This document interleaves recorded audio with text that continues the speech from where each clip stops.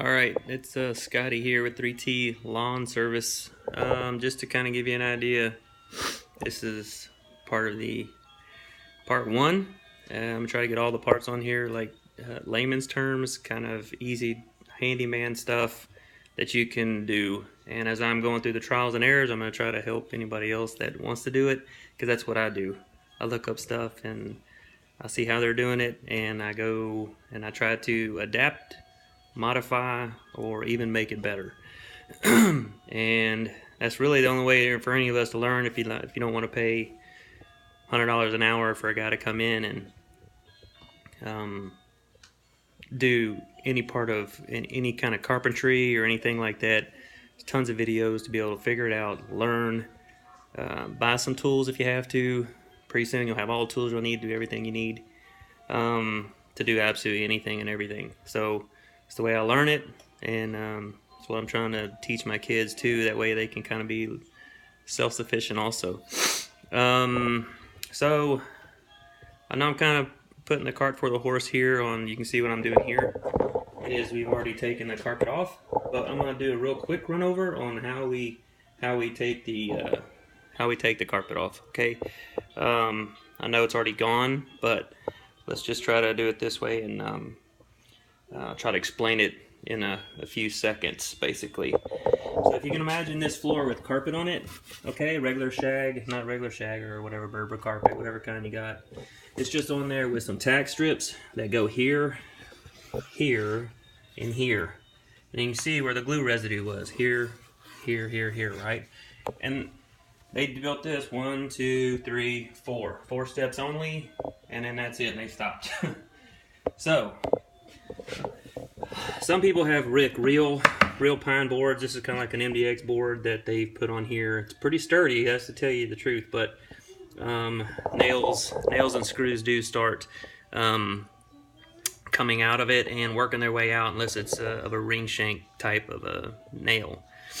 And I guess when they frame these houses, they don't put ring shanks, cost too much money, I guess, so they decide to not put them in. So it's a regular 16 penny nail or 12 penny nail, 12 to 16 penny nail, and they shot in with a gun and they end up working their way out and they start squeaking. So that's a bad thing too. But so we've already pulled the carpet off, as you can see, and got all the nails out, nails and tacks and little staples. There's about 600,000 of them. So you need a pair of needle nose. Make sure you have a needle nose. Make sure you have a pair of these, and they're small enough to work, and you can work at a rapid pace. And a good LED light, pop-up light. Robbie makes one. You don't see it here, but you'll see it in my next one, I'm sure. But they make a good standalone light with an 18 volt lithium batteries, and they last forever, ever and ever and ever.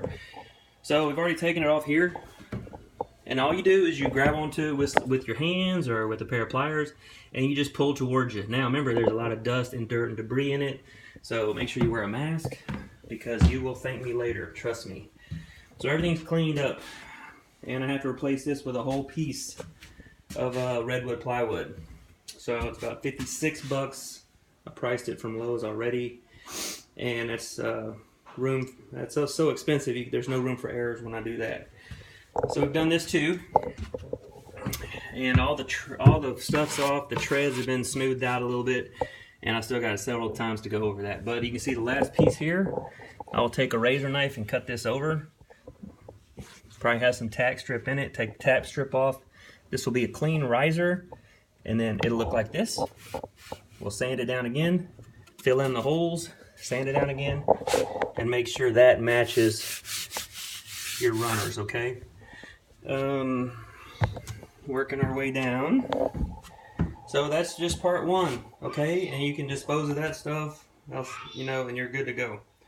So that's about it. In layman's terms, that's quickly take it off. This has tack strip all the way around it, and it comes off with a pry bar, real gently with a pry bar, so you don't go into any of your baseboards.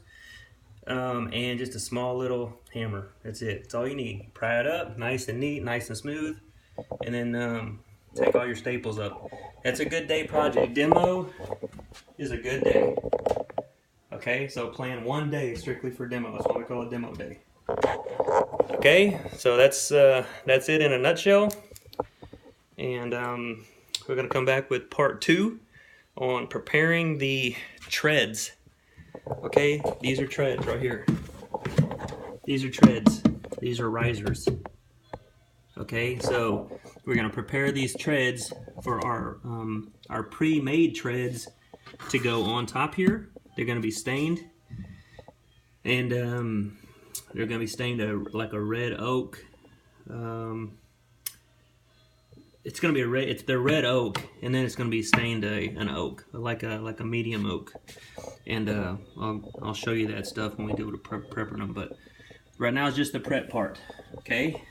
And then I'll come back with part 2, and we'll do the tread preparation.